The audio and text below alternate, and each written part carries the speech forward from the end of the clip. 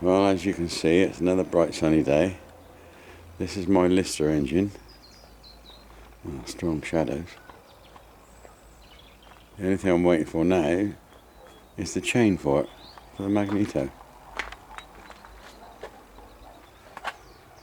That's coming from somebody on eBay. If you can see the inside of it. Oh yeah, that's the nuts that I made.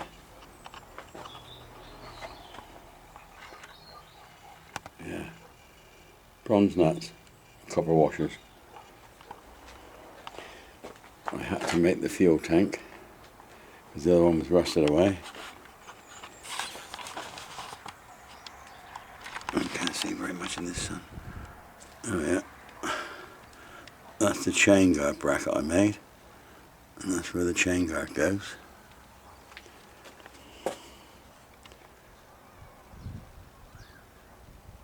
The water tap I codged up from somebody else. That's the rocker lubrication. Timing marks I've measured up, put on there. This is my bodge up for the speed control, throttle control. Homemade brass oil cap.